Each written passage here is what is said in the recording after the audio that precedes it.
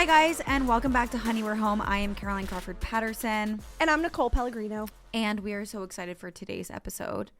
How are you feeling? Sorry, a stark difference in the sound. The air when the just AC went off. goes off. I malfunctioned You to look that. so pretty today. Well, thank you so much because I really appreciate that. Because my skin, as you all know, my skin is truly just a constant struggle. And it is genuinely the worst it's ever been right now. I have about 5 pounds of face makeup on. And I don't like doing foundation if I don't have to. Oh yeah, neither of us are big foundation girls, which is something know. we've never really discussed. I know, it's so interesting because back if you look photos at me in high school, I was a foundation girly. But I don't think a lot of great concealers used to exist. Yeah. You know what I mean? Like there weren't a lot of other options besides like you could do like the Bobbi Brown tinted moisturizer or whatever, or like a full foundation. And there was like no one really taught us how to use the tinted moisturizer with the concealer combo. Yes. And that's like my everyday go-to now. Yeah. It's a tinted moisturizer. Not even, sometimes I don't even do it the anymore. Merit stick, and I just buff it out like that's on any nice. blemishes, especially during the summer when I have a little face tan.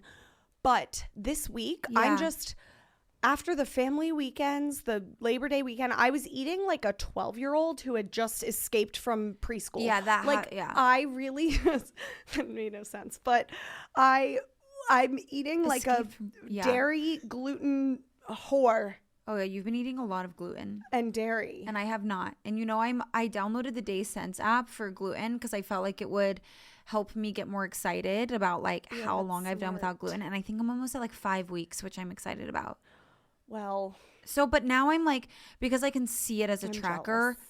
I feel invested in keeping the score like going up. Yeah. Yeah. That app is smart. I was doing that when I wasn't drinking, and then it lasted for like a 3.5 total days. of 3.5 minutes. But Yeah. it does that's track the smart. minutes, Maybe I'll though. do that. Well, this is a quick plug moment for fun. The Hive in Hoboken, they did a little collab with Electric Picks, an amazing jewelry brand I've been wearing all summer.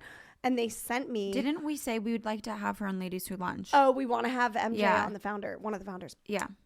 They sent me their brand new cinnamon bun. It's banana pudding flavored. You know, the New York girlies will know the Magnolia. Is it gluten free? Oh no, it was full gluten. no. But like, since I don't have celiac, I haven't been. Yeah, you're just my self-diagnosed intolerance to gluten.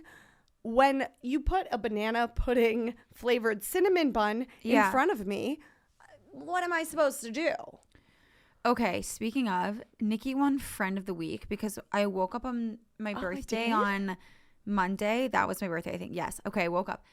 And my door buzzes, and this guy drops off like a 45-pound bag of all of these gluten-free things. It's like a gluten-free, 6 gluten-free bagels. Then there's a whole different one that's like a hummus and cucumber sandwich bagel. So good. And then there's like a bacon, egg, and cheese, which was the best bacon, egg, and cheese I've ever had. I think it was a vegan situation too, There's no way they were fake eggs. Some of it could have not been. vegan. What am I thinking of? Vegetarian. Vegetarian. Like the meat it was like fake bacon. Yeah, like plant-based. It was so good. And then the cinnamon bun, I'm John and Amazing. we both have addictive personalities, so all you can do is laugh. Every day since Monday, John has asked me if I want to go to Modern Bagel to get another cinnamon bun. No. Like Every last New York living local day. people, I'm sorry if you're not, because we just have to do a quick plug moment for this too. Modern Bread and Bagel. I'm like mad that I just discovered it. It's all gluten free. And it's gluten free cinnamon roll and the best cinnamon roll I've ever had in my life. So I didn't have the cinnamon bun last time we went. I need to try it. No, I actually was like I audibly gasped. John thought something was wrong, and I was like, it's actually that good. And I'm not somebody that like makes happy noises when I eat, but it was that good. No, so I was trying to think of what to send you for your birthday because I was gonna do flowers, but then I was like, they die, like whatever. One of my New Year's resolutions was to be a better gift giver because I'm not historically good at it. Yeah. And just to be more thoughtful about like occasions and birthdays and things like this. So I was like, I gotta send Caroline something. I missed the mark on a literal gift but we did the U.S. Open. I feel like that was a fun little moment. That was so fun. But that was like what kicked off my birthday week. I had a great time. Yeah, that was a fantastic day. But I was like, okay, what do I get her? She's the girl who has everything, But I still do want to get you like an actual gift. But okay. No. So you know what you can get me as an actual gift you want? I was just talking about this before they hit record. Is the boom embroidered covers for the Honey We're Home thing. Like, okay. You know how badly I want those. Yeah, you do. And that is a gift for me, not for us, because you really could care less. No, like it's one of those things. Like I'll love it once it's here, but I'm not gonna go out of my way. Absolutely but for not. you, I will. Yeah. But no, so I was like, what do you send a friend? And then I was like, duh, food. And I was searching around for all these gluten-free things, and I was gonna do the Baked by Melissa cupcakes, those mini little. But it was like. And I had been wanting to try Modern Bread and Bagel. I have a friend that really is truly gluten free, like not like fake like us. Yeah, like we're fake. And she has been recommending Modern Bread and Bagel for almost 2 years. The problem is they're closed on Saturdays, and so every single time we're together and we're like, we should get bagels, they're closed because it's a Saturday. So it has just been terrible coincidence after coincidence that I haven't been able to try it. So to wake up on my birthday and to get to try it I was like, this is a win. Yeah. And I coordinated with John before. Oh, yeah. It was funny because I was thinking about like how we have talked about like the only times it's acceptable to text like a friend. Yeah. And it is. Yeah. And I was like, if Caroline like sees like me lighting up, I'm going to know what it is. I would like, have she'll known. definitely know. But I was like, do you guys have breakfast plans? And he was like, no. And I was like, good. I'm just going to shed. And then I go overboard with food because you have to have options. And bread, it was you can cool. freeze. It was like like I a was whole like, they're not going to spread. eat 27 pastries in one sitting. No, I think we made sandwiches with the bagels the next day for lunch. So good. It was really good. I thank you so much. It was great. Was that really friend of the week? Yeah, that was a great surprise. So friends are low-key getting worse at birthdays. Can we just say that? I have noticed, but some friends aren't, so there's like a drastic difference. I know. Some of my friends used to be really good at them, and now they're not as much. Yeah. Do you know who's so great at birthdays? Is my high school friends. I don't know if it's just like there's like such a deep love there. Yeah. But like they sent me flowers from Pop-Up Florist, which is like my favorite freaking florist. And they're so nice. Like that is such a privilege to receive those flowers. And like, see, I knew you'd already have flowers. And that was so great. And then Jenna sent me flowers. Like there are like, I don't know. You either get better at it or worse at it. I think I've gotten worse. Well, for me to like sit here on my high horse and be like, my friends, I'm like, you get what you give. And so I feel like I've sucked at birthdays. That is true. I will say something about my northern, like New York, Long Island friends that are from there. They've always been really good at gift giving, at giving. Like Brooke, shout out to Brooke. She's from Long Island. She's a thoughtful That's sweet. giver. I wonder what it is about that. I really think it's that like the Long Island's mentality. Like it's like more is more mentality kind of. Okay, yeah. Well, I think that's sweet with birthdays. I mean, I personally felt so loved this birthday because my high school friends again are just so great. Like they like sent me packages and stuff. I mean, I just was like, what in the world? I felt so loved. So I was like, that's fantastic. One of my sisters on the other hand, Sarah, didn't call me. And now we're beefing. I called her at midnight on my birthday, which I want to do a quick recap for my birthday week. Yeah. Because I have great ideas out of this. I want to do the whole episode about your, just kidding. No. We won't. But we need to discuss John and Camp Caro. Okay. Because let me just say the bar is set and it is set high. Yeah. This is where girlies, listen up.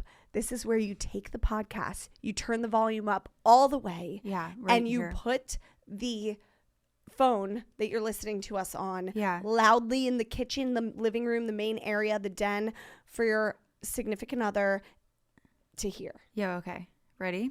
Mm-hmm. Okay. So here's the thing. When you're like a really good wife, which I like to think that I am. Yes. And you do a really good job planning your significant other's birthdays, it's really nice to see them put that amount of effort back in towards you. Yeah. Okay, so this is something that I've never explicitly like said, but I think I've just shown through action how big of a deal I think that his birthday is and how loved I want him to feel. It's like taken me years to figure out what makes him feel the most loved like on his birthday, but I will like continue to learn, like, because my goal is like you should just feel like the most loved you can possibly feel. I love that. And so Beautiful. this year John like really stepped it up. He was like, we're gonna do a whole week of birthday things because we can't go away on a trip, and so we're gonna like do something here. The first thing he did is he took off the entire week. So pause. Yeah. Because I still to this day, to this second, it's hard for me to even wrap my head around this. I think it's so beautiful. I'm inspired. But I think not to be like, I feel like I'm sounding pick me, but like I've been so conditioned to like work. I've never even taken off one day for my own birthday, which I feel like is a normal thing. Like people, but like when you told me John was taking off the week, I go, why? Yeah. You go for my birthday. I go, oh, wait, but you're not going anywhere. You go, I know. I go, but my head couldn't wrap around. So we were going to go somewhere, and then the closer and closer it got, we were like, it doesn't make sense. As you guys know, we're like moving all this stuff. Yeah, that's super expensive. Like we're just like, it doesn't make sense. And he looked at me and he was like, okay, well, we might not go anywhere, but regardless, I am taking this whole week off. Like I'd planned to take it off so we can go somewhere, and that's not changing. Okay. So if we don't go anywhere, it's going to be like a staycation of a week. This is not something he's ever done before. Like he's never had a week in New York not going to work, which is like pretty exciting for him. Yeah. And he probably loves it. Yeah, loves it. I told him last night I was like, you should sit down and write down like takeaways from like this week. Yeah. Like what do you like kind of want to incorporate into your work-life balance? Because you've had like a full week to sort of like float around and figure out more of what you like to do in the city. But he took the whole week off, and that has been crazy and fun and amazing. And then he did this thing called Camp Caro, which I named it, but like he'd already done the whole thing. And he got a huge... Say, you had to have some influence in this. Well, we went to lunch one day, and I was like, I have an idea, and it's called Camp Caro. And he essentially was like, please stop talking, like shut up. Like if you speak anymore, you're going to think that everything I planned, I only did because you said it. Yeah. Like, yeah. Let him have some creative liberty. So he did this, and he created this huge like graphic, which was actually cute with like cute fonts. No, we were talking about this. I pressed you on this because I was like, there's no way you did this in Canva. Sorry. But then I remember like John has used Canva before. Yeah, John's all over my Canva account. I don't know why. You need to get on my Canva account. I'm always trying to get you to get on it for the graphic. I know, but I need you to get on mine so that when we do the graphics, we're aligned. I go rogue on my own. I have like a whole family of people under my Canva business account. No, so I'm just laughing because I can't even. I'm picturing Mike using Canva. I don't know why it's so funny to me. It would be. Imagine the TikTok queen cake on like a Canva poster. Oh, you got Camp Caro. I got the Instagram cake. No, I never forget. That was cute. But we did Camp Caro, and each day he peeled back like a new activity, and they were like small but really cute activities to make each day really special. One thing I learned is that the Rooftop Cinema Club, if you live in a city that has it, do it. Like it is, I tried to do it for John's birthday. He wasn't really like buying it, and I get it. It's June. It's hot. Mm-hmm. We finally did it. I was a little nervous it was going to be overrated. Underrated. 10 out of 10 date night. So yeah, you made a video about this. It looked fun. It was just, to recap for the listeners who didn't see, it was just like a cinema or a movie on a rooftop in the city? It's literally called, the company's called Rooftop Cinema Club, and it exists in quite a few cities. I'm doing it. The one here randomly is like on the third floor rooftop of the Embassy Suites in Midtown. I don't know how they secured that deal, but that's where it is. Stunning. It's so cute. So it's like $25-$30 for a ticket, and nowadays movie tickets are like $18 anyways. No, it's $100 to go to the movies. It's so expensive. Popcorn comes with your ticket, and it's like actually a really big popcorn, and you get a lounge chair like with a cushion. Important with the popcorn. Yeah, it was. I was like more excited about that than anything. Yeah. I don't know why. You get a lounge chair. We brought a blanket, and they give you noise canceling headphones to hear the movie. That was a big concern of mine. I was like, how are you going to hear it? Smart. And we watched When Harry Met Sally, and it was such a fun date night. Like, we went and got wine at the bar, and it was fabulous. Yeah, this just mixes it up because, as we've said before, like, Mike and I go to the movies all the time, like the theater. Not all the time, like sometimes. But it just doesn't feel like a date night because you're just going into a theater, you're sitting there, you're getting the popcorn, and you're like sitting and watching the movie even more silently than you would watching a movie at home. Yeah. So it's still, you're just kind of like, oh, I miss you after it because we were together, but were we? Like, I don't know. So this feels more of like, if for those of you that like a movie date night, this feels like a perfect mix of it all. Was very rom-com-y. Yeah. I also suggest if you're in New York, I would do this specific thing this fall. I would go to Cafe China, which is right there because I love Cafe China, and then I would go to Rooftop Cinema Club for a movie. And if you're in a different city and they have Rooftop Cinema Club, like, find a restaurant you want to go before the movie, then go to the movie after. It was super romantic. It was a way to make something like that could be mundane I love extremely sweet. It's so fun. Yeah, it was. What else really was fun. on the agenda? We did like yesterday we went to lunch at the Boathouse in Central Park. We took our engagement photos there, but only got drinks forever ago. And that was really, really cute. Yeah. We've been doing a lot of lunches like at places that you really can't get into for dinner. So we went to Via Carota for lunch the day before. I like a lunch outside. better than dinner anyways. I do too. So that's kind of been the highlight of my week. That's so fun. Yeah. But I've enjoyed it. You look refreshed.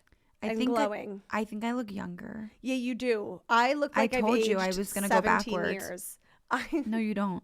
No, like, I've had quite the opposite week. It's not even like the New York Fashion Week of it all. I'm like already over. Like, it's like random things. I've been burning the candle at both ends, as my mom used to say. Which we actually just discussed you not doing that. Oh, I'm burning it. I went to bed at 2 a.m. last night, woke up at 7 this morning. If you do the math, that's 5 hours of sleep, not even REM, because it takes a minute to kick into that. Oh, I'm just running on pure espresso.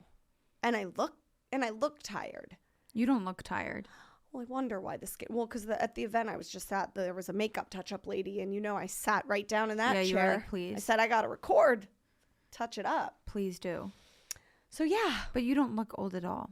Thank I you just so much. feel younger. And I said that last week. I said I think 30 is younger than 29, and I'm It here to. fully is. I've lived to tell you that I think it is. Well, and then I was listening to Jake Shane's podcast, Therapist, which I feel like freaking love keeps that me podcast. young. Yeah. I know, it really is good. And he was interviewing Snooki, and at one point he was like, 30s are the new 20s. And I was like, No, they are. Wow. 20s are extremely confusing, especially when you take into account COVID. Like, the whole thing for me is a wash at this point. I don't want to think about it. I don't want to discuss it. I feel younger at 30 than I did at 29. I felt elderly at 29. I felt confused. Like, 30, just like things are just making a little bit like more sense. And I'm also less stressed. The best advice I got about turning 30, my acupuncturist gave me this advice. And she said, you can know what you want, but don't plan for it. Like, because I was expressing to her that 30s are like a big decade. Like, I was like as excited as I am. When you think about it, more like impactful events could potentially happen in your 30s and your 20s. Like, we're both already married, but for a lot of people, that's marriage. Yep. It's kids. It's all of these things that are like huge core moments. It's also just like figuring out and asking for and achieving more of what you want. Like, I feel like in my 30s, I've already become a little more confrontational in the best way possible, and actually like been more inclined to just say what I want and ask for what I want, which I guess it's just because time is of the essence as you age more and more. But like, I don't know, I feel like in my 20s I was like tiptoeing around, often afraid to be maybe we're like less scared to go get what we want. Yeah. And I think maybe that would make sense, because what she expressed to me was, for some reason, it's like you just know that you want these things and they will come to you. She's like, when I turned 30, I knew that I wanted to get married and have kids and have a house someday, and I was like, I have absolutely no idea how I'll get there. And now she's like 32, getting married, like putting offers in on a home, all of these things. And she's like, they just start to happen. Like, don't spend your time worrying about what you want to achieve in your 30s. Like, just let it come to you. Yeah. Because like those are the years maybe things just start to come a little bit more naturally to you in your 30s because you've already built like that whole foundation. Yeah. Well, and I think like Nikki Novo in our manifestation episode was saying, go listen if you haven't listened. I think like she was saying, you start to move more through the world with more bravado in a good way. Like you kind of start to just like be less insecure as you age. You start to literally, I think scientists have proven that you have less of a filter when you age. Oh yeah, so that's yeah. why like how old people just will say whatever the fuck comes to mind. Like, yeah. But like this is the age where we have less of that filter, but we still have some of a filter. So we're like at that appropriate mark where we're still like being appropriate. Yeah. So I don't know. It just like you're able to move through the world better. I agree. I like it. Yeah. We kind of chatted about this before, but what show are you watching right now? You put Love Island in here, and I had a panic because I was like, You haven't am the seen only it. person on the planet who doesn't watch Love Island. It took me about a month and a half to convince John to start watching it with me, and now he's hooked, and he's not a reality TV guy. So that's for those mine. of those listeners out there who are like me and have never watched it, but we stay abreast. Like I know who Leah is, I know who Rob is. That's like all. Yeah. But I stay abreast with the news of pop culture, so I've seen them obviously. Love Island to me, I haven't even like looked into it to figure out where I would enter into the franchise. No. I'm only watching that season. Oh. Like I just heard this season is great, and so then I was like, I want to watch it. There are a ton of episodes. I'm super late to the train, and then it took like 4 different guys that John's friends with to say that they've been watching it with their girlfriends and wives, and then John one day was like, fine, I'll freaking do it, and now we're both hooked. And it's a great couple show because you're both just sitting there like I need that. jaw agape, and we're like looking at each other and we're like, we've been married for too long, because we're like in shock at how these people behave. But it's so far removed from our lives that I think that's Yeah, it's what like an makes it escape. funny. Okay. Like it can't give you anxiety because it's just like there's no chance on God's green earth that like you could be privy to an experience such as they're having. Okay. I'm going to have to check it out. But I like that it's a couple show. I never thought of it like that. Yeah. And also like it sounds so intimidating. Like I've heard people say Love Island UK, Love Island Australia. And I was like, there are like which one are we 1,200 supposed to be spin-offs. watching? Yeah. There's the US, which I guess this one is. So maybe I'll just do that. Maybe I'll start with US, grab Mike. Yeah. We're not reality. Mike's going to take some convincing. No, so do you know what also helped? Is that Odell Beckham Jr.'s little brother is on the show. So then like that was a little bit of a selling point for John. Like, okay, like Football. whatever. It became like relevant. And then That's the best when we have to use an athlete to like get our men interested in something. Yeah, when which, we have by to the take a way, course on manipulation just to get them to do something with us. No, that'll get Mike. Which we'll save this for another episode. But football season started yesterday. Apparently, It did, and we watched a game. We're looking at apartments, and we're looking in the Upper West Side. I left Mike at home and went out. He probably watched. Don't you think? I know he watched. Are you Yeah. kidding? I'm watching Tell Me Lies on Hulu. I just started season 2 last night. I got 5 minutes into the episode and fell asleep because I started it at 1 a.m. So, but I will say I think a lot of people are watching it too because I posted a story about it and everybody flooded my DMs being like, oh my God, I need to hear your thoughts on it once you start, blah, blah, blah. So I really think we should all watch that and do like a watching discussion moment. Okay, we could do that. Yeah, so it's really good. It's about toxic relationships. And then I got a PR package for this show and I forgot about it. I saw a trailer for it. It looks so good. The Perfect Couple on Netflix. I saw the red carpet event, I think. Yeah, they've been doing press. Nicole Kidman, Dakota Fanning, Megan Fahey. Oh, that's it. The cast is stacked. I love anything with Nicole Kidman in it. I know. I really, really like and her. it's a series. I thought it's about a wedding on Do you know Nantucket. what's throwing me a little bit is Tell Me Lies sounds a little bit too much like Big Little Lies. I know. It's very different though. And I read Tell Me Lies, the book. Really? I didn't know Big it was Little Lies. I thought it was no. I read Tell Me Lies, which was a book. It's about in like book club college like years students. ago. Yeah. It's No, I know. I read it in book club. Like, 5 years ago. So it's a series, not a movie, which is interesting. Yeah. I mean, we could discuss it regardless. I don't even know if I remember the book that well. No, like I need to do a refresher before I start discussing. Yeah, okay. Me like half awake. I mean, that watching book it. gave me extreme anxiety. Like, there are affairs and stuff in there. Yeah. I don't live for that kind of thing. I'm too much of a Virgo for that. There's, My heart palpitations go through my chest. Yeah. See, I like that because it feels like an escape. I like drama. What? I like tea. What kind of escape? You like live to have nightmares, don't you? No, but I do love this time of year. Speaking of nightmares. Because you like horror stuff. I love horror stuff. Something's wrong with you. I love Halloween, like almost debatably more than Christmas. No, I mean I love Christmas. Don't get me wrong. I'm not like believing in Don't Santa say like such you. outlandish things, Nicole. But I love Halloween and fall time. Like I love autumn. I love Gilmore Girls. I love putting that on. I do like that, but I'm just talking about scary stuff. Like there's like a look that I get in my eye that John knows, and I'll be like, he'll just turn the thing off because he knows that I'm starting to internalize whatever's happening on a show, especially if it's about like people cheating.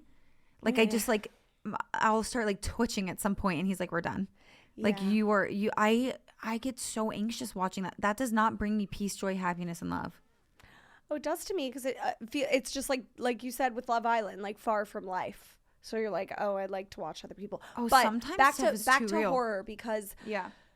So we'll get more into this as we get more into the fall. I really want to have a stacked like fall calendar, and every year Mike and I talk about doing all these things, and we check like half of them off the list. But like we're big haunted house people. Do you do haunted houses? Yeah, I won't be going to that with you. Oh, so we're big on that. Like we always go to at least one haunted house every fall. Right. You have been wanting to see me poop myself, and that will be when. What are you talking about? It's scary. No, I mean, yeah, they're terrifying. So we're going to do one of those. Every year, we've talked about going to the Philadelphia Penitentiary. Have we ever talked about this to you? Because we talk about it to anybody who will listen. It's this insane asylum that they've converted into a haunted house in Philly. Yeah, you have discussed. If you were a boy, or if I were, like, we could never be in a relationship. No, so I'm polar, a huge like, wimp at these things. I don't want you to think I'm like walking in all brave. I can't even like stand up in a haunted house. Mike has to carry me through. So what kind of thrill are you chasing? I don't know. It's a little psychotic. It's like a drug. But this year, Mike was like, this is the year we do the Philadelphia Penitentiary. So I will keep you guys posted. And if you've done it, please let us know. Yeah. Because I need to know. Yeah, we'll get more into fall activities. I'm more of a take the train up to Vermont and pick pumpkins girl myself. But we love that too. I do the Maryland Renaissance Festival. I talked about it a lot in the Jenna episode. So my sister, not Jenna Bykoff. So if you guys didn't hear, that's a fall activity. Mike and I did a ghost tour in Boston of all the haunted hotels, which was so fun. I want to do the Salem witch trials. I want to go out there. Salem, Massachusetts. You're definitely our fall guru. I can go all the way around for stuff when we get to Christmas time, but I'm just gonna let you keep the fall thing for yourself because I have nothing to add. Yeah, I want to be Christmas too. Okay, I have nothing to add for fall, but I'm excited to hear No, more but you about do. Like the pumpkin things is fall. That counts. There's not really a fall in the South. I didn't really grow up with a fall. Oh. So I don't have. That checks. Yeah. Same though. I grew up in Florida. It's like faux fall. There's like nothing. There's really nothing for me to add. So you would there. think that would actually backfire and make you more of a fall person now. For some people it does, but I'm so attached to Santa Claus that I just have nothing to say. Well, that too. Like I grew up in Florida till I was 11, and snow was never a thing. Right. Like for me, that was why I was like snow. Like winter is for me. Christmas time, like being in love with New York growing up as a kid meant I was super in love with the idea of New York and Christmas time. Yeah. Or even like being in love with a city such as like Paris during the winter, like Paris during Christmas time. Like when I think about the cities that I love, I want to see them during Christmas time. When I think about things I didn't see growing up, I want to see snow. Like I wasn't as attached to like the leaves changing. Yeah. All my eggs are in that basket. love this time of year. I think I'm a happier person as we go into fall and winter than I am in summer, because summer is all about comparison over the European trips and who's going out to the Hamptons and all these things, keeping up with the Joneses. And I just think like fall is when everybody just like settles the fuck down. Right. Decides to not travel for 2 seconds, like enjoys their hometown, does the pumpkin patches, wholesome things, bakes a apple crisp.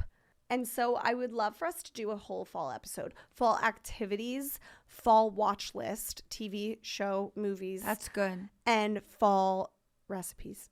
Okay, I like that. Okay, I think we should get into our continued discussion from last week. If you are listening, maybe we'll put a marker in for you to like jump to this portion of the episode if you just are like anxious to get back into this. But last week we introduced a conversation that one of our listeners is having with her husband. And basically they have long planned on having children, and what's happening now is that he's seemingly embraced a new perspective, and he's communicated that he's sort of reconsidering and changing his mind about parenthood following it's a little confusing for her because it's following his brother like having a kid, and for her it's made her more excited for parenthood, and for him it's made him like sort of withdraw. So we did this whole episode on it. You can go back and listen if you want. Something fun that we're doing is like taking into consideration listener perspectives and advice throughout like an ongoing event, so we can sort of try to have like a more wholesome conversation about it. We did get a bunch of stuff from you guys, and so we wanted to expand on the conversation. The first thing that I think is helpful is the point of like destigmatizing the conversation and having it both ways. So a child-free by choice listener, I should clarify, made a really good point and sent us an email that was like from a wonderful perspective, where she said, you really should be discussing the deeper meaning behind your decision to not only not have kids, but to have kids. Yeah. So her point was, a lot of people you'll find are having children because it's just so embedded in us to like reproduce, etc., that there's never any real conversation about like, what is the meaning behind you wanting to be a parent? Are you meant to be a parent? Is this something that's going to fulfill you and serve you? Have you even given your partner the space to have the conversation to discover that they don't want it, so that it's not like taking you by surprise later? So I feel like that was a good point. Do you want to read her little submission? Sure. She said, "Hi, ladies. I wanted to reach out with maybe an alternate POV on your listener submitted question regarding changing mind about children. I think that conversation is so important, and although really, really difficult, one that more people should be having. As women, we are socialized to grow up and raise a family, and oftentimes that removes our sense of agency from the situation. To stop and have the real conversation about whether kids are truly wanted is so important and does not happen enough. For context, I am child-free by choice. My husband and I have had the conversation over many, many years, and we both reserve the right to change our minds and have frequent check-ins. It is a principle of our relationship. This choice has earned so much scrutiny from our families to coworkers to strangers. We are constantly required to defend this decision and are often met with, 'You'll change your mind,' or something of that nature. This is a cliche among child-free groups, but if every parent were asked to defend their choice, they'd often have difficulty explaining their decision because parenthood and motherhood especially is so compulsory." Love that word. Yeah, I liked that word like too. Big vocab. Yeah. "Not everyone needs or should be a parent, and it merits as serious a conversation as choosing to be child-free does. I have compassion for your listener who is dealing with these sentiments from her husband, but I think those conversations are so important, and even if they are not able to come to an agreement, more people should be confronting the massive decision around parenthood with that level of dissent. It may be worthwhile to have a child-free by choice guest on the pod. I love Lindsay Silberman and Katie Storino, but there are many out there." And real quick, at the end of this, I feel like, we didn't include this, but at the end of this, she did note that she was a little like hurt by my one comment that I made where I said how I have friends that didn't think they wanted children and then met the right guy and then suddenly did. Yeah. And I just want to say to this listener, obviously I would never ever say anything to intentionally hurt any of you. I love you guys more than anything for listening to us. So I really, truly did not mean for that to be hurtful at all. I just to clarify that point that I was saying, first of all, that was I was comparing, I remember, because I edited the episode and I was like, I did say that. I was comparing to your situation when John told you and like faked you out that he didn't want kids. Right. So basically I was talking about how Caroline is one of my friends that has my one friend who has like truly never questioned having kids or not, as compared to like I have had friends who have questioned it and then literally have met a guy and wanted. Like I have 2 friends who are in that, who questioned right having now. kids and then met a guy and they're like, actually now that I love my husband, I like want them suddenly. I also have friends who never want kids and have Right. met a guy who they love and still choosing to never want kids, and that is Right. totally fine. Like, so just wanted to clarify, I would never try to hurt you guys. But I think it's a great point from a different perspective. Yeah. Because I feel like the nature of the show is redefining like what each of our roles look like as a person, as a spouse, as an individual, based on like our unique needs and perspectives and honestly like wants, sort of like everybody making their own rules.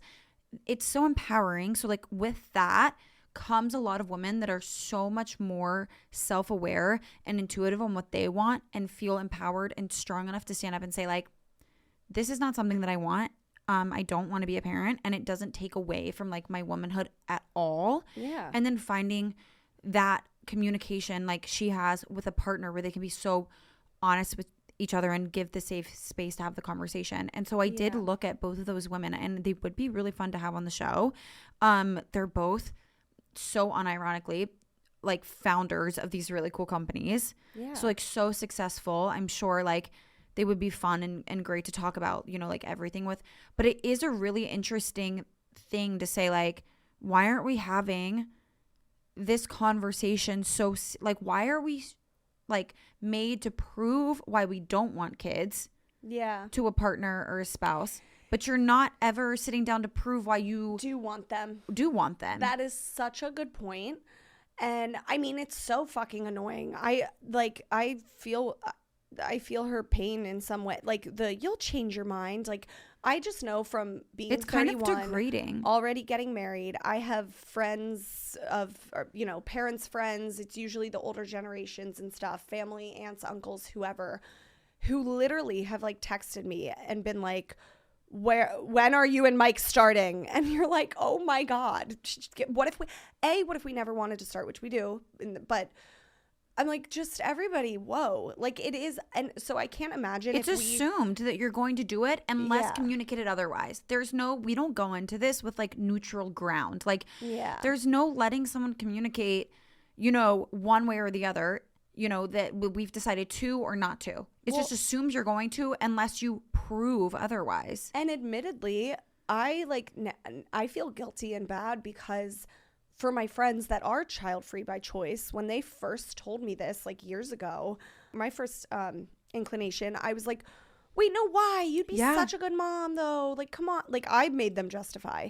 And I feel like we're all just so ingrained to do that. And I agree. it's kind of like I messed read up. this and I was like, wow, I'm guilty of everything she just said. Yeah.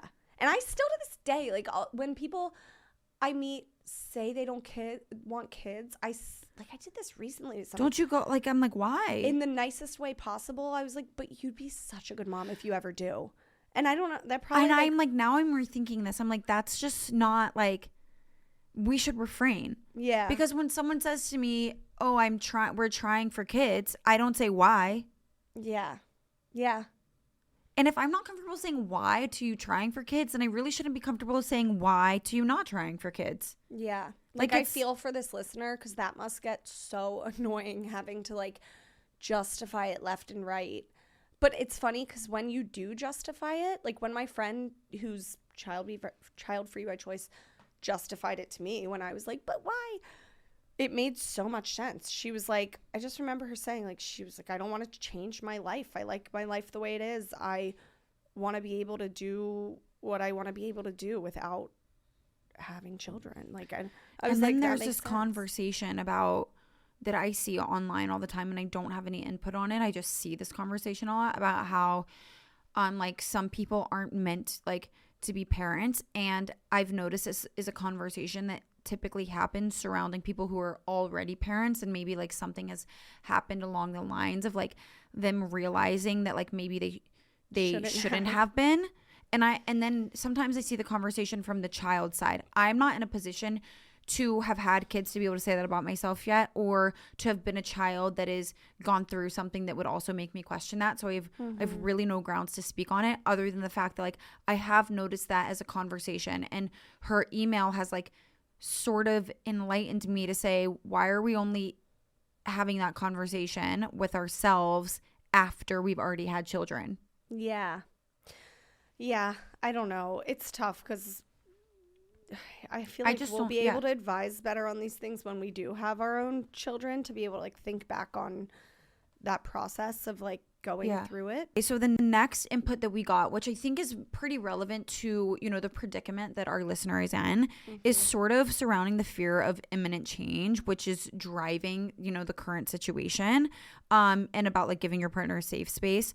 I feel like this makes a lot of sense for stage of life. It's similar to, and I think I've shared this on here before, but like how approaching marriage, like really like when it becomes very real that you're going to get married, can sometimes spark anxiety in you, and it has nothing to do with your partner or your marriage not being for you. But like if you're someone from divorced parents, like as that phase of life gets closer and your only real example, you know, is something that hasn't ended well, you might find sort of unresolved feelings coming up and having to deal with it as like that's something that you're approaching in your own life.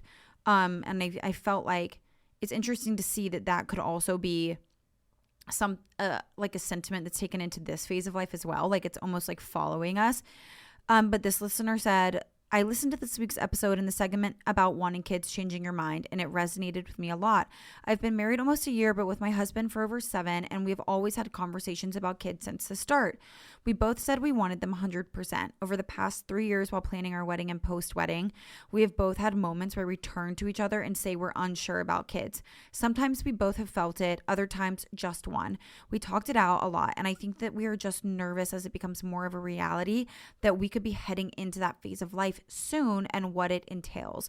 We've spent many years living in Hoboken/Weehawken, and shout out to Hoboken, and being able to do whatever we want when we want. Pop into the city spontaneously, go out to dinner, go on a trip. And with a child, that changes. In the end, we know we will have kids and do want that one day. But I think it is a fear of change that drives those feelings, at least for us. I've spoken to friends who have felt the same, so I think it's quite common. So hoping the same for the listener who wrote in. My takeaway from this is like we're genuinely just like all on the same boat. No, I heard this. I mean, I feel like very similar. No, and I think the whole like the reason last week's email was so like jarring to us was because that listener stated that her and her husband had discussed having children. They were both on the same page. And then suddenly, once deep into the marriage, her husband not only told her that he didn't want to have kids anymore, he's been sitting on this and not telling her it for a year. Like that was the jarring thing too. Yeah. But a really jarring thing was that he bait and switched her. He said, I do want him, and then I don't.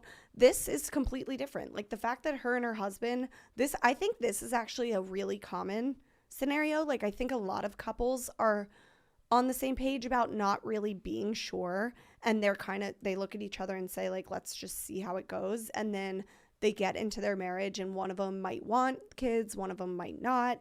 And then they kind of discuss it as an ongoing basis then. And that's fine. Like I'm the type of person where I would need to know more of a firm yes or no. But this is very common. Like I think that what she's saying is actually what this listener is saying. I think the main difference is communication skills. Yeah. Well, and I think too, like it's okay not to know for sure. No, but she's saying that they knew for sure. And then over the past 3 years, like for the first 4 years, they were like 100%. And over the past 3 years, one or the other has sort of been like, I might be changing my mind. Yeah, but they're talking about it. That's the difference. And I think that it's just funny and it's ironic that now we're sitting here talking about it. Like her writing in initially, like the initial listener writing in and like, honestly having the courage to be like, this is what I'm going through, what do you think, has opened this whole Pandora's box about like, I guarantee you that she's not sitting here talking to talking about this with her friends in the capacity that they've shared similar experiences. Like she probably isn't aware that like a lot of people are going through this. Like I would have never said, oh wow, we went through that last year. Yeah. Like, and then this girl saying, well, we kind of went through that. Now we're seeing like multiple different approaches to what going through it looks like. Yeah. But it feels like the main difference here is that like her spouse, if he, like, let's say if he was the first person to have this feeling, or maybe it's because she was the first person to have the feeling, she went to him immediately and said, I'm having this feeling. Yeah. And because with like listener A, he waited an entire year to communicate reservations. Like the lesson here is like you need to be able to communicate openly with your partner. Yeah. I think, like you said, it's important to talk about with friends, with this podcast, because like it just helps normalize and make things more relatable and be able to learn from other people going through similar situations and learn how to handle it. Yeah. But more importantly, it's important to just talk about it with each other. It's okay to change your mind, but as long as you're talking to each other about it and you're being open about it, and ideally you're on the same page about it with your spouse. Like it's like, as she's writing in here, she's not saying he definitely suddenly doesn't want and I still really do. They're both looking at each other and they're saying, now we might be unsure, even though we were sure. They Right. both changed their minds together about being 100% sure to being now a little unsure. I think that's totally fine. It's all totally fine. No relationship is going to always be on the 100% the same page ever about anything. And if you are, share your freaking secrets right now. But I think as long as you're generally on the same page, and the best way to do that is simply communicating. Not simply. I honestly would argue you don't need to be on the same page, but you do have to communicate. Like, I think the problem of not being on the same page is that it builds resentment, and the resentment comes from not communicating. Like, if our listener's husband had come to her initially a year ago and said, I'm just going to be real with you about what I'm feeling, instead of giving it a year to like he had an entire year to think about this. From the last episode. Yeah, from the last episode. He had an entire year to think about this without communicating it to her. He got to go through all the emotions. He wasn't giving her the same grace to like process her emotions on the subject. Like there was no conversation that he was having with his spouse. This was like a singular decision that he like made on his own and became steadfast in it over the course of a year. And that is grounds for resentment. Like, but if there had been more open communication from the start, even if he was like, I really strongly feel this, and she was like, I don't, at least the like communication lines are open, because you can get to the bottom of something if you're talking about it. I hear you, but I also like I'm just trying to put myself in her shoes. If Mike had definitely told me, marry me, I 100% want 3 kids. We're having 3 kids. I can't wait for that future with you. I would have said, I do. Love that. Let's get married. Yay. Love you first and foremost, but also love that future painted together. And then if you come to me and say, just kidding, been thinking about it for a year and I suddenly don't, I would kind of kindly tell him to fuck all the way off, because that's such a drastic yes to no. But like, what would you, like, my question to you is like, are you just gonna let him say that to you and be like, okay, I want a divorce? Or are you gonna like try to no? Like, no. I would try to work through it and try to figure out. But that's though I'm saying is the point, is that all these people, like, for you to not say this is something I'm going through in my relationship, honestly isolates you. It makes you feel like something's wrong with your relationship and that it's not healthy and that you're the only person going through it. And then say that there are 1,000 people out there all silently going through this, thinking that they're the only one, that it means something's wrong. Meanwhile, unbeknownst to anybody, everyone's going through it. And if they just were able to say, I'm going through this, then it would spiral the next person to say, I am too, and I am too, and I am too. Yeah. Now, on one side of it, you all of a sudden don't feel like something is majorly wrong in your relationship. You just feel like this is 2 humans going through life together, and like stuff happens. I agree. I think it's important for a relationship to tell each other what they're thinking at all times. But then you get perspectives, because the benefit of this is like, and then we had some listener like cute little responses, not cute, but quick responses. And they were really reflective of this email sentiment of like the fear. And honestly, even what I got to the bottom of what my experience was, that I only could get to the bottom of because of another friend that like took the risk to be open and vulnerable with me about her experience, is like someone said, ask his why. Go to counseling. If still no, then she said divorce him. Do what's best for you. That's what I said in the last episode. Right. We both said that. But I'm saying, like, instead of saying, wow, like you've changed your mind, you promised me this one thing, and then now you're like taking it away. No, it's like, ask us why. Yeah, like you're totally bypassing. I never said to do that. No, I'm not ever saying like fuck off. Bye. I would do everything before going to the D word. I would do everything possible to figure out. But then if I felt that, like we said in the last episode, if I felt that I was trying to like convince and force him to do the kids thing, then that would defeat me. And I'd be like, you know what? I'm not going to force you to have kids. If you really don't want them, I don't know. But if it's like the why, like you gratefully shared your situation with John saying it suddenly, and you found out the why, and it's like he didn't really mean it, then that's the best case. I agree. Scenario. These are the I think it was kind of surprising. Like a bunch of people said, like one person said, give it more time. I had the same exact issues in my late 20s, and now my husband wants one. So like a lot of people are having this experience more than we think. And then someone said, think about the decision. And this is a good piece of like takeaway advice. Like it could actually help. Ask him to think about the decision from a values perspective instead of a fear perspective. Or, you know, he's probably scared and nervous, like go to therapy, like work it out. I feel like it's a fear-based reaction to seeing the trials of his brother parenting his nephew. Yeah. Like you've got a lot of stuff that's coming from fear. You did touch on something though where you were like, if it turns into a force. Yeah. I mean, I'm not going to beg you to give me baby. Because then there are situations where it's like, I gave her a kid. She should be happy. Yeah. And that is something you don't want to get yourself into. No.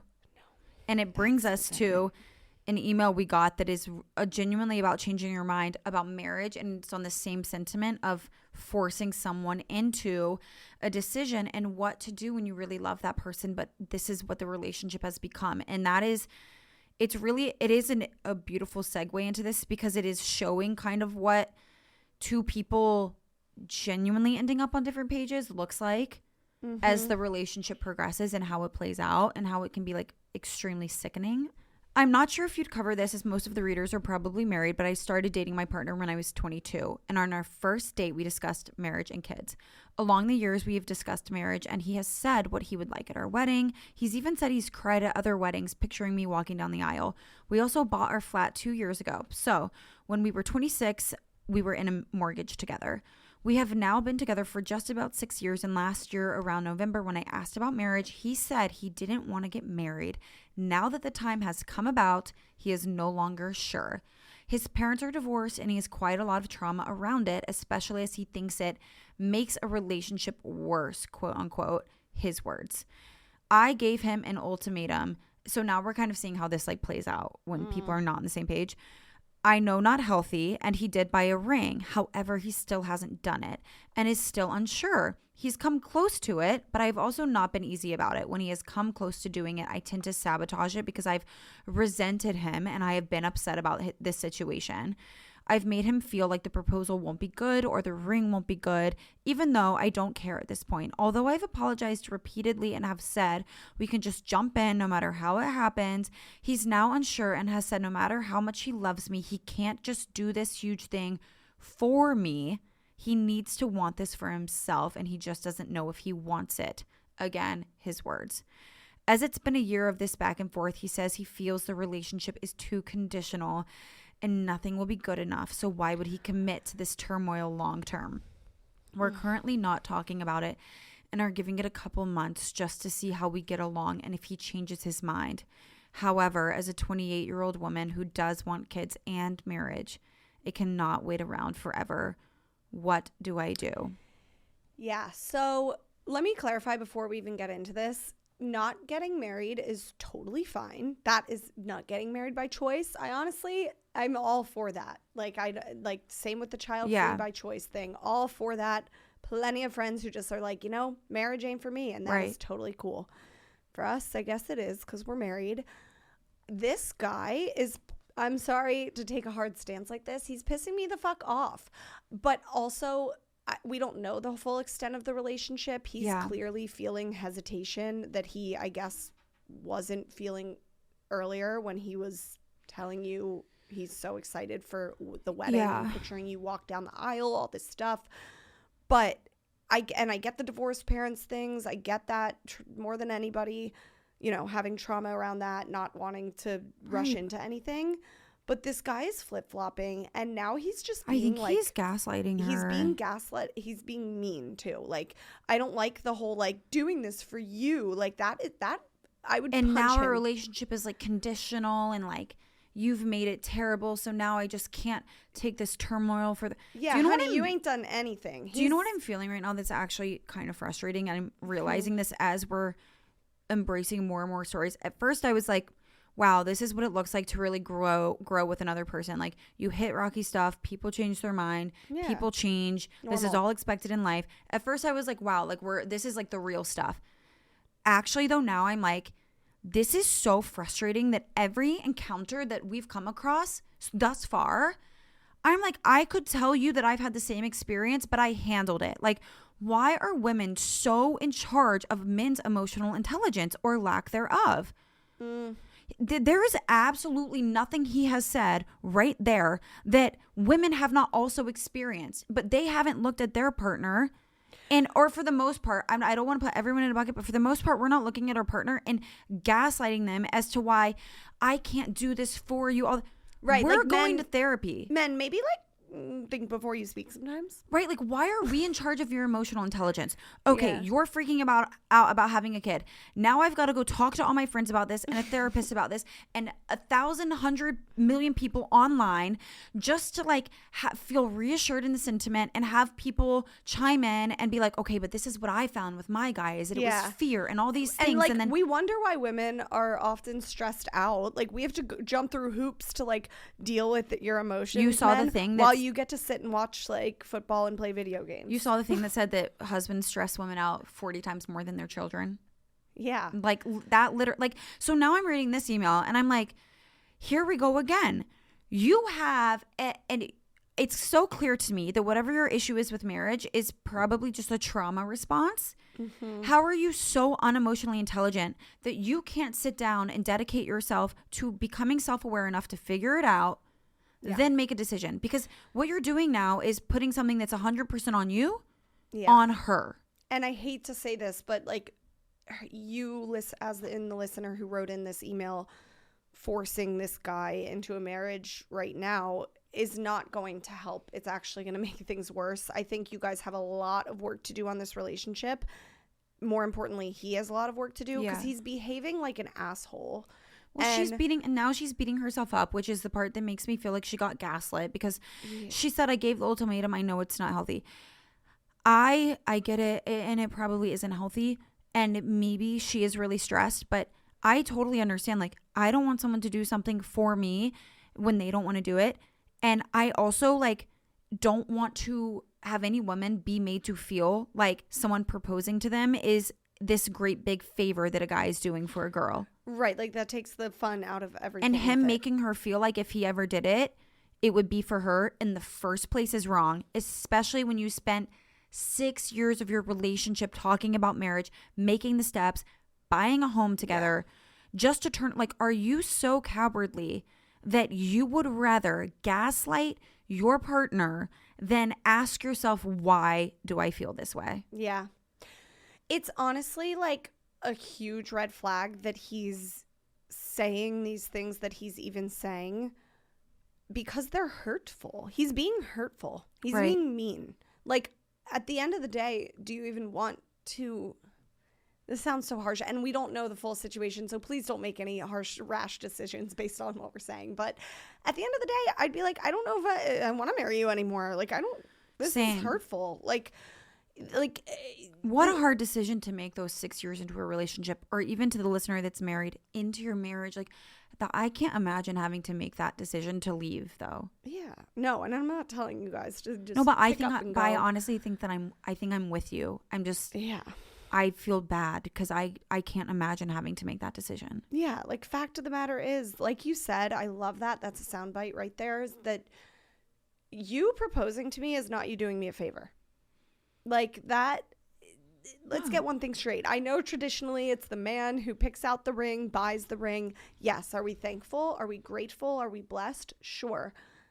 But you should have the same you sentiment get to towards marry me. You get to marry me. It's a two-way street. You're welcome. Right. Like this is not, that's super misogynistic. I think what he's saying reads, it's very misogynistic.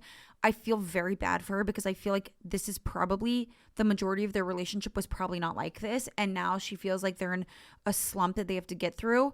But as the relationship progresses, it's just not looking at all like what they planned mutually together for it to look like. And that is truly because this man cannot even simply sit down and ask himself why he feels the way he feels. He would rather gaslight her and manipulate the situation and be cruel and be harsh. Like if he's feeling this way, a better thing for him to say, and again, we don't know all the context, so keep that in mind. But if I were him and a normal, sane person, I would sit down and be like, listen, I'm really sorry. I'm feeling just like our relationship needs a bit of work before making that next step. And I know this is fucked up of me to say because I did tell you in the past, I'm so excited for you to walk down the aisle, yada, yada. But I would say like, I just think we need to work on our relationship a bit more before this next step. What can I do? What can you do? What can we do together to get our relationship in the best place possible so that both of us feel ready for more of a commitment? And in that case, that's the perfect thing to say. But I'm just even hearing you have to say that to communicate that. I'm so frustrated for her. Yeah. Like she has to deal with all of these emotions, feeling hurt, feeling bait and switched, feeling gaslit, feeling manipulated, honestly feeling like torn down and degraded by his words. She has to deal with how she's feeling and get to the bottom of that. And also dissect what he's feeling and get to the bottom of it so that she can help him get to the bottom of also what he's feeling and what she's feeling at the same time. Yeah. Like that's kind of messed up. She says here, as it's been a year of this back and forth, he says he feels the relationship is too conditional. And that's where it got me. And that's where I was like, you're being mean? gaslight. It's conditional. They only succeed if he does this thing for her. Like she's only happy if he does this thing for her. Right. And that sentence right there flashed her entire life before my eyes. And again, we don't know the whole story, but I just saw like, okay, it comes to kids and now he's going to pull the same shit. And then it comes to she wants to move or she wants to live closer to her family and he's going to pull the same shit. Like that is it, if that's the way he moves and operates, there's a lifetime of him like behaving this way out of like what he probably has very valid his emotions are valid, but his response is not. Yes. It's the way he's just saying these mean things to her is not he could be handling how he's feeling and communicating that so much better. But then it's like, really, where do you call it in communicating? Yeah, I think that's what we're noticing because even our input from listeners who have gone through the same child conversations, who aren't really in the deep dark depths of sorrow, the main difference we've noticed is that the partner has been willing to have open emotional based conversation with them with like no strings attached, just out of the sake of being transparent. Like transparency seems to be like really key here. Honey, we're having transparency. Really am. I'm overwhelmed for her and I feel sad for her. So this is a big one. I mean, let us know what you think because I don't really know what to say and I don't know when you're supposed to look at something and say like, I know what I to do. pull the plug. As usual, involve a mental health professional. I know that's our biggest thing. Keep writing in, keep emailing honeywe'rehomepodcast@gmail.com. Follow us at honeywe'rehomepod on Instagram. We're going to start being more active there. So if you're not following, you're going to miss out on some inside jokes, okay? And if you're a watcher, you can always watch on YouTube at Honey We're Home. All of our videos are uploaded there for you to keep watching. We love you guys and we'll see you next week. Stay hot, honeys. Cha-ching.